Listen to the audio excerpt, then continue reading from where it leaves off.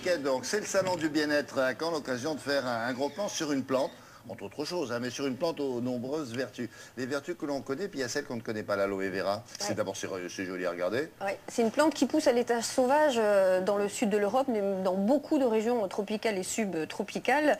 La plante la plus reconnue pour ses vertus, c'est l'aloe vera, parce qu'il y a plusieurs types d'aloès. Et bien, l'aloe vera, c'est celle qui a le plus de vertus. Et on le connaît depuis la nuit des temps. 5000 ans, on sait que déjà les onguents à base d'aloe, ça soignait les brûlures. Et bien, aujourd'hui, on sait que les vitamines qui sont contenues dans la pulpe d'aloe sont truffées de vitamines, de minéraux, 80 nutriments, vitamine A, vitamine B1, B2, etc. Il y a même du calcium et du chlore à l'intérieur, du fer, du zinc. En fait, c'est une mine d'or, l'aloe vera. Oui, mais enfin, ne la prenez pas comme ça. Hein. Il faut attendre qu'il y a des gens très bien qui la synthétisent. Alors, tout est dans la pulpe, en fait, d'aloe vera, qui est connue depuis très très longtemps.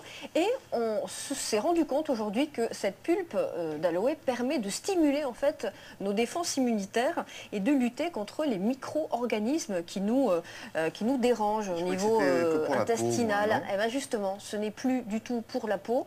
L'aloe vera, maintenant, ça peut se boire, ça peut s'ingérer, ça peut être consommé comme un aliment lambda. Alors, quels sont précisément les composants de l'aloe vera et surtout quels sont les mécanismes d'action de cette plante et de ses principes actifs? Reportage.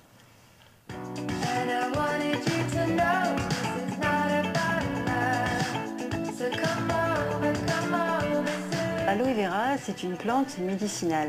Médicinale, cela signifie que la plante a des propriétés bénéfiques pour notre organisme et ces propriétés sont avérées. C'est une plante grasse, arbustive, dont on va utiliser les feuilles qui sont charnues pour la fabrication des produits cosmétiques et des boissons nutritionnelles à base d'aloès.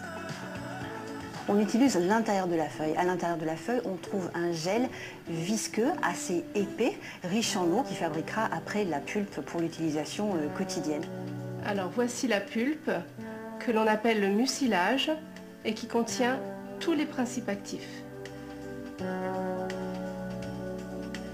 Qu'y a-t-il dans ce mucilage? Il y a 99% d'eau puisque la plante stocke de l'eau et 1% de principes actifs. Les principes actifs sont très très nombreux puisqu'on va en trouver environ 250. On a une synergie de tous ces principes actifs entre eux. La sémanane, le glucide complexe, est effectivement à l'origine sûrement des effets sur notre organisme.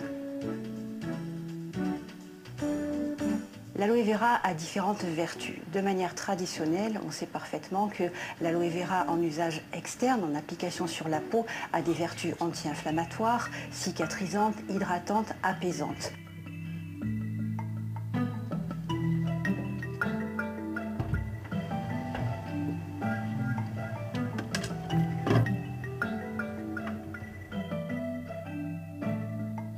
En usage interne, nous avons certains résultats d'études cliniques qui sont intéressants et qui nous montrent par exemple que le syndrome du côlon irritable peut être apaisé par la prise quotidienne d'aloe vera.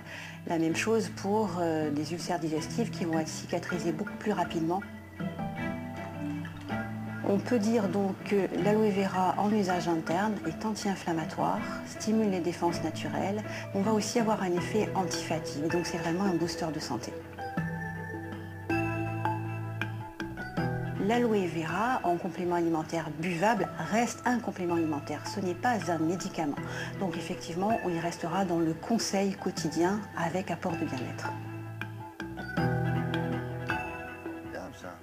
Alors, première remarque, à la télévision, vous avez vu, il y a des caméras dans les réfrigérateurs. Dans les réfrigérateurs, ça, il n'y a que chez nous qu'il y a ça.